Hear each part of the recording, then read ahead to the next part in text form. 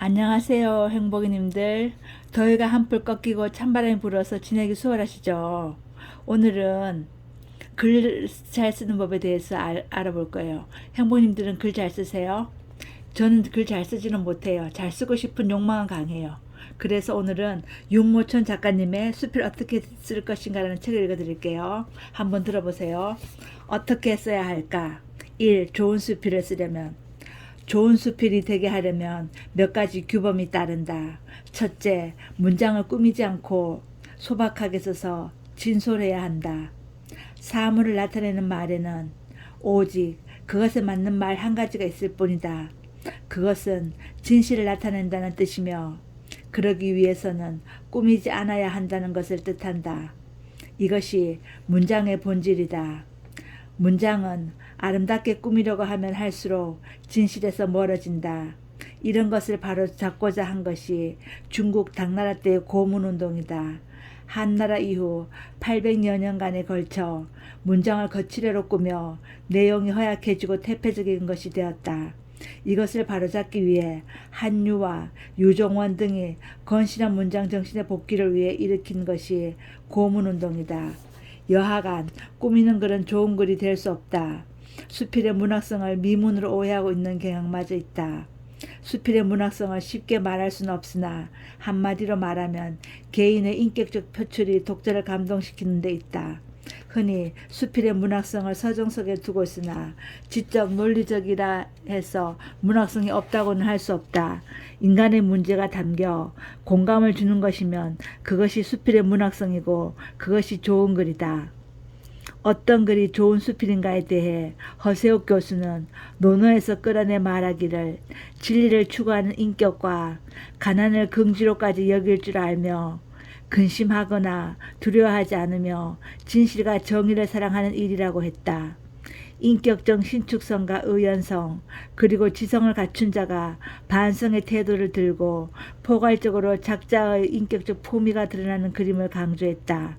이와 같은 지적은 앞서 말한 대로 수필의 본질이 개인의 인격적 고매성이 있음을 말한다. 좋은 수필이 되게 하는 요건들이 어떤 것인가를 보자. 무엇이 값진 수필을 하는가? 무엇이 값진 수필을 값지게 하는가? 수필가의 차질, 작품에 반영되어 수필을 빛나게 하는 탁월한 인품이란 반드시 도덕적으로 높은 경지만을 지칭하지 않는다. 예리한 관찰력과 풍부한 상상력, 해박한 지식과 심오한 사상, 뛰어난 예술감각, 뚜렷한 개성 등 모든 방면에 있어서의 탁월성은 어느 것이나 좋은 수필을 쓰는데 보배로운 자산이 될 것이다. 특히 뛰어난 해학은 값진 수필을 위해서 크게 도움이 되는 성격 특질이다.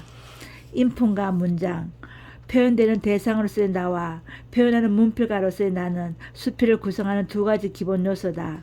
따라서 수필의 우열은 표현되는 대상으로서의 나의 우열과 표현하는 문필가로서의 우열의 결합에 의하여 결정된다. 만약 표현되는 대상으로서의 나의 사람됨이 탁월하고 또 표현하는 문필가로서의 나의 문장력도 탁월하다면 그 결합으로 이루어지는 수필은 더없이 훌륭한 작품이 될 것이다. 수필에 있어서 인품과 함께 중요한 자리를 차지하는 것은 문장력이라고 할 수 하였다.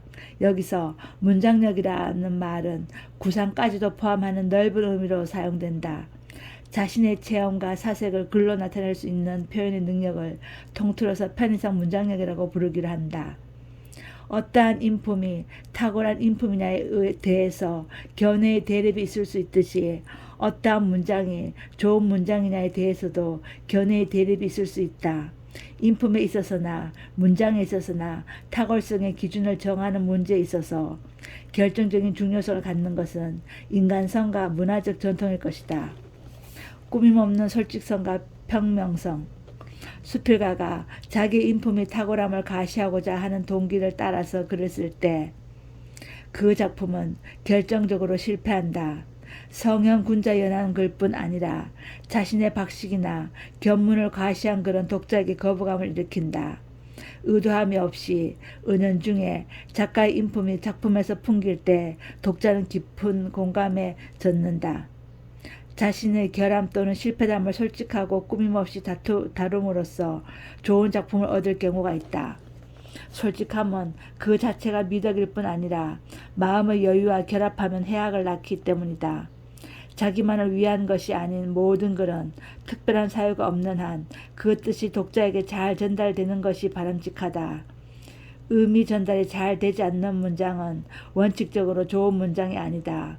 다만 높은 경지에 이른 작가는 더러는 탁월한 독자에게만 이해될 수 있는 글을 쓸 특권을 갖는다. 미숙한 독자, 필자, 미문, 독자의 미적 심금에 와 닿는 문장은 좋은 문장이다. 다만 어떤 독자층의 미감을 매혹하느냐가 문제다. 초보적 독자들의 미감과 잘 어울리는 문장을 세상에서는 흔히 미문이라고 부른다. 의도적으로 멋있는 글을 쓰고자 꾀하면 도리어 조숙한 글이 된다. 평범한 듯 하면서 평범하지 않는 글이 좋은 글이다. 함축성과 간결성, 독자에게도 느끼고 생각할 여지를 남겨놓는 글이 좋은 글이다. 모든 말을 다 해버리면 독자는 지루함에 빠진다. 함축은 수필의 생명이며 함축을 위해서는 문장이 간결해야 한다. 군소리는 글을 죽인다. 문장의 보편성, 되도록 여러 사람에게 공감을 일으키는 글이 좋은 글이다. 자기 혼자의 정치나 감흥에 젖어 제멋에 도취한 글은 소수의 독자들에게만 매력이 있을 뿐이다. 여운이 있어야, 수필은 여운이 길어야 한다. 결론을 단정적으로 내려버리면 글의 여운을 잃는다. 수필의 품위, 수필은 품위가 높아야 한다. 문장은 수필의 품위를 좌우함에 있어서 결정적 구실을 한다. 야비하거나 표독한 표현은 글의 품위를 깎는다. 재주를 앞세워도 품위는 떨어진다. 교훈적, 직선적 표현은 피해야. 수필에서 삶의 교훈을 얻는 것은 보배로운 일이다. 그러나 작가가 목소리를 높여서 설교를 꾀해도 좋은 것은 아주 특수한 경우에 국한된다. 수필에 있어서 비판 정신은 그를 돋보이게 할 수가 있다. 그러나 비판은 공정해야 하며 자기 자신의 분수를 염두에 두어야 한다. 교훈의 경우에 있어서도 그렇지만 비판도 직선적이보다는 간접적인 것이 수필에 어울린다. 위와 같이 좋은 수필을 쓸 수 있는 요건을 요약했다. 또 윤호영은 좋은 글과 좋지 않는 글을 다음과 같이 구분했다. 내용이 저속한 글을 속문, 속된 글이라 하고 문장이 좋지 않아 표현이 졸렬한 글을 악문이라 했다. 품격을 강조하기를 윤리적이거나 교훈적인 것을 뜻하는 것은 아니고 천한 인격이 드러나는 것을 품이 없는 글이라 했다. 따라서 좋은 수필이란 품이 있는 글로 요약된다. 수필이 되게 하는 두 가지 요소, 본 것, 들은 것, 체험한 것을 그려낸 글에 여기에 들어가 붙어야 할 생각과 느낌이 약하거나 빠지는 일이 있다. 이것이 수필의 질을 좌우하는 요소이다. 글을 쓸 때는 느낌이나 생각의 맥을 캐 들어가야 한다. 섣부른 관념으로 일관해서 실체적인 것에서 멀어지는 예가 있다. 이런 경우 대체로 성숙하지 못한 관념과 부족한 논리성이 설익은 글을 만들어낸다.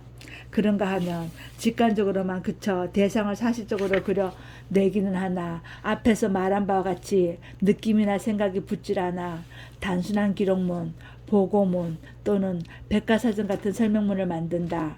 이와 같은 글이 때로는 독자에게 계도적 구실을 하기도 하나 수필의 문예적 본질에서는 벗어난다. 계도는 이끄는 거고 문예적 본질은 문학 예술의 본질이라는 뜻이에요. 그렇다면 느낌이나 생각을 어떻게 붙여야 하는가? 그것은 쓰는 사람의 인생관이든지 지성과 감성에 의한 문화적 인식과 토양에 따라 개성적으로 나타난다. 어때요? 글 잘 쓰기 되게 어렵죠? 글 잘 쓰고 싶으신 행복이님들은 다시 듣기 하시면서 작가가 말하는 걸 염두에 두시고 글을 써보세요. 글 잘 쓰기를 기원합니다. 행복이님들 사랑합니다. 행복하세요.